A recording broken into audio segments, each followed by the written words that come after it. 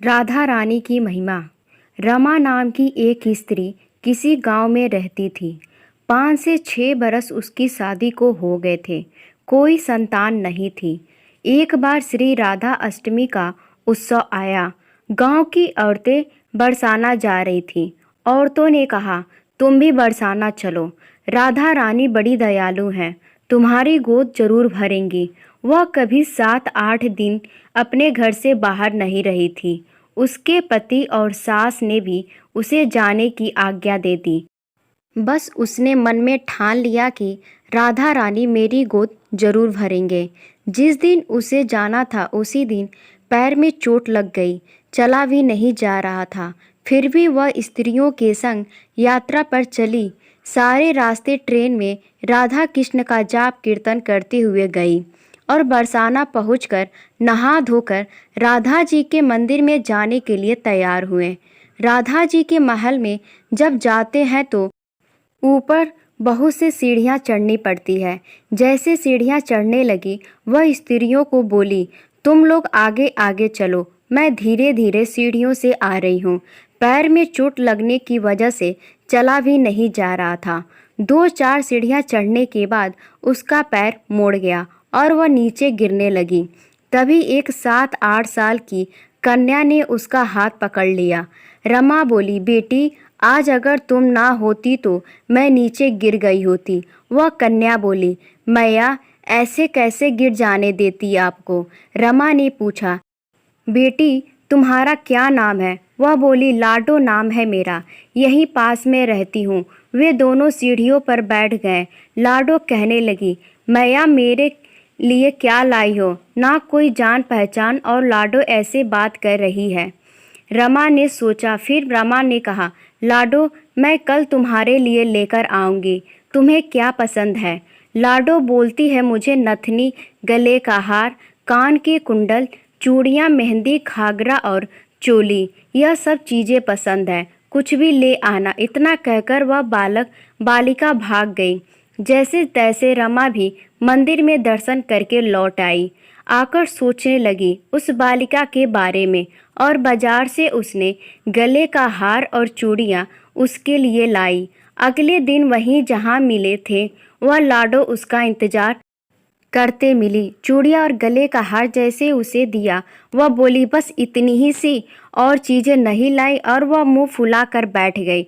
तब रमा बोली, अभी मैं 8 दिन यहीं पर हूँ, रोज़ तुम्हारे लिए कुछ ना कुछ लाया करूँगी। यह सुनकर लाडो उसकी गोद में बैठ गई और गले से लग गई। रमा तो रोने लगी। उसे जैसे एक संतान मिल गई। खूब प्यार से उसके सिर पर हाथ फेरा। ऐसे ही वह फिर चली गई। रमा ने मंदिर से आकर घाघरा और चोली उसके लिए बनवाए। ऐसे ही रोज कुछ ना कुछ वह उसे देती। और एक दिन रमा कहती है, अब यह सारी चीज़ें मुझे डालकर भी तो दिखा, कैसी लगती है तेरे ऊपर?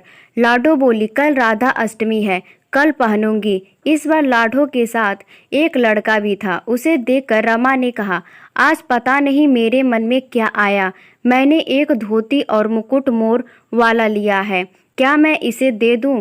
लाडो बोली, यह कनुआ है, मेरे साथ ही रहता है, हाँ तुम इसे दे दो।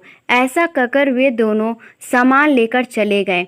अगले दिन राधा अष्टमी थी। जब रमा सीढ़ियों पर आई वहां उसे आज कोई ना मिला। बहुत इंतजार करने के बाद जब वह मंदिर में पहुंची तो वहां बहुत भीड़ थी। कीर्तन और नृत्य हो रहा था। इसी तरह भीड़ को चीरती हुई वह आगे पहुंची और वहां देखकर राधा जी को देखा और ठाकुर जी को देखा तो वही सामान सब जो वह लाई थी उन्होंने धारण किया हुआ था। वह पत्थर सी हो गई। आंखों से आंसू बहने लगे। बात समझते देर न लगी कि वह लाडो राधा जी और कनुआ कृष्ण जी हैं।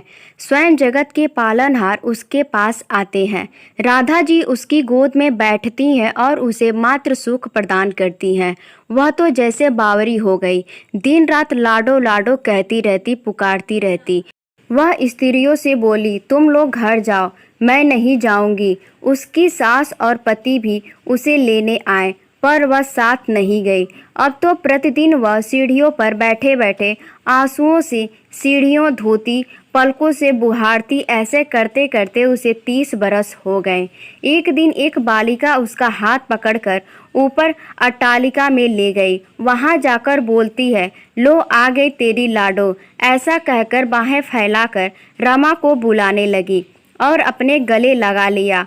उस दिन रमा ऐसे गले लगी कि पार्थिव अपर शरीर को छोड़कर सदा के लिए अपनी लाडो के पास चली गई। इस घटना से हम सबको यह सीख मिलती है कि जो भी आशा रखे, चाहे वह सकाम हो या निष्काम, केवल भगवान से ही रखें।